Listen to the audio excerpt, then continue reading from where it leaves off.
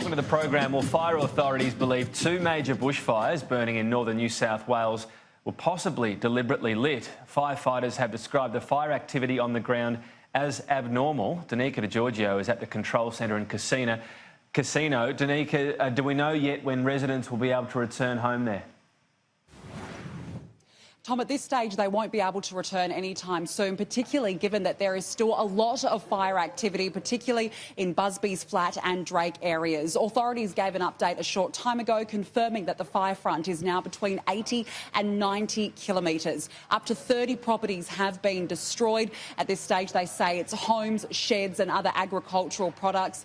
But when crews are finally able to access all these areas, then that figure might change potentially throughout the afternoon. Now, crews say that they work tirelessly under very poor conditions. In fact, they've described it as some of the worst conditions they've ever experienced, particularly due to the impact of the drought that's having on New South Wales. It means that fuel moisture is low here. They haven't been able to access water, so when they are going to get water to try and fight these fires, they're being sensitive about the areas that they choose. This is an area that has been water, I suppose, sufficient for several months, and vegetation is fairly stressed and it doesn't take much for it to burn. So it's burning fairly intense, and we're seeing fire behaviour that I would experience is not normal. Danica, we know the fire threat right now is as bad as it could be anyway, and now concerns that these fires could have been deliberately lit. That's right, Tom. Authorities have confirmed that due to preliminary investigations, they have found that there was suspicious activity and it could have been deliberately lit. Police have already said that whoever started this blaze, if that is found to be the cause, that they will face the full brunt of the law.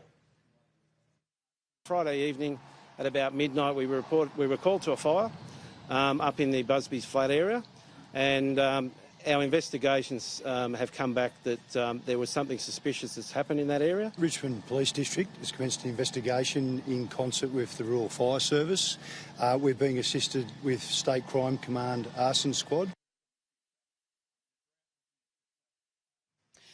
Now, authorities have confirmed that one firefighter suffered minor injuries to his eye. One resident suffered severe injuries trying to protect the blaze. They suffered severe burns, and also one person was treated for smoke inhalation. There's still around 300 firefighters actively fighting this fire.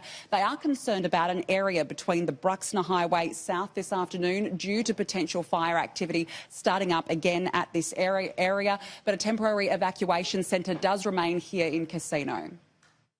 Unfortunately, with the active fire, we're reluctant to let people return. I've got to consider the safety of them and the safety of my people and other agencies to actually let them go back in. We're dealing with trees that are coming down. We're dealing with power lines down. Now, Rappville is one of the areas that has been majorly impacted by this blaze. Authorities confirming just then that the local mill and town halls have gone. So no doubt, Tom, a very big impact on locals. Danica, thank you. Let's get the latest as well. We're going live now to RFS headquarters in Sydney. The Premier there and Emergency Services Minister as well, along with authorities. Let's listen in. Destroyed. Was it a house? Was it a shed? And making sure we get that information to those people that are waiting to find that out.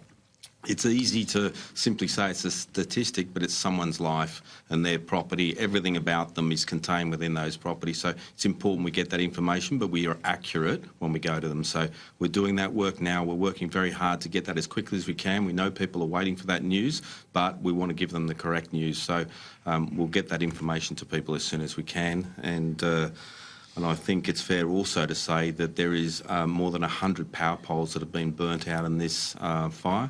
There's a large area of power outages out there. It's not going to be fixed quickly, but the electricity authorities are working as quickly as they can to restore power. So people, please have patience because it's just not a simple thing to flick a switch back on. Thanks. Questions for anybody? Yep. Jeremy Futrell, Acting Commissioner of Fire and Rescue. Firstly, I'd like to acknowledge the great work that our firefighters, along with their RFS colleagues, did yesterday. A number of our crews had to actually fight and work their way around the fire to get into Rappville. The crews then worked very closely with the RFS, protecting the residents and trying to save the properties. Unfortunately, there has been some property loss, as Rob Rogers has indicated, and that's something that really strikes a chord with our firefighters, and we feel the pain of the community, and particularly the community in that part of New South Wales has had a lot to absorb in the last few months. And so, the thoughts from our firefighters are very much with the local people up there. As the Minister indicated, we have a number of people in the field, and our ongoing commitment to these fires, both the ones that came up yesterday are in the Rapfield area, but also the other ones around the Drake and Tenterfield areas, is ongoing, and we'll continue to work very closely with RFS, providing them support for crews in the field, and also incident management teams as well. Acting Assistant Commissioner Dean Smith, New South Wales Police Force. Look, our message is clear around we are providing significant resources and support to our emergency service partners in this incident.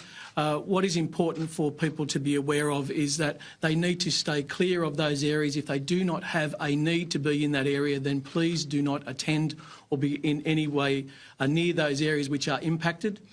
We are working closely with the RFS in relation to the cause and origin of the fires. We have not been able to access the fire ground, and as such we're unable to provide any comment at this point in time in terms of how and when these fires were started. We'll leave any other questions. Also, my apologies, one other information please. We have established a public information inquiry centre. It is up and operational, and that number can be contacted on 1800 227 228. That's our public inquiry information centre, has been activated, and can be any inquiries can be made through that number on 1800 227 228. What's your reaction to the potential of it being deliberately lit these days? I'm horrified. For any of us who've had the chance to be on the ground to see the devastating impact of these fires on families, on communities, I'm just simply horrified and shocked that anyone would think it's smart to deliberately light any of these fires. I hope that's not the case. As you've heard, the terrain's been very difficult to get on the ground to, and once those inquiries are made, I want to issue a very stern warning that the full force of the law will be thrown at anybody who has done anything illegal in relation to these fires. Will you be visiting Rapfield? Well, at the moment, it's still in... I need to let the firefighters do their job on the ground. I never want to get in the way. Last time we waited a few days until we knew that lives and property was safe before we visited that area, so I'll assess that in the next few days. At the end of the day, myself and the Minister and my team will do what's in the best interest of the community. We know they like to see us, but we need to pick the right time as well. What sort of support will be offered to those who've lost their homes? Well, we always offer emergency assistance, and last time I witnessed this myself actually on the ground in Tenterfield. We had neighbours coming there on behalf of people who'd lost their homes because those people were too embarrassed or didn't know where to go, and so we urge everybody to please seek help. The help is there, it's immediate. You can get emergency support if you need accommodation, but we're also making sure, and I was really relieved to see this the last time I went up there, that we have good mental health support on the ground as well, because for many community members, this isn't the first time they've been hit. They've been going through a deep drought. They've been going through a number of other natural disasters in recent times, and I ask everybody to check to make sure yourself and your neighbours are okay in all regards, and the support is there to help you. There's just been a briefing. What's the most up-to-date information regarding people unaccounted for, any injuries or reports of any deaths? Look, at this point in time, because of the nature of the fires, the fact that it is so widespread, the fact that we haven't been able to access those fire grounds, we are certainly working closely with our resources to make sure that everyone is accounted for. It is difficult at this point in time to make sure that people do register. We do know where they are.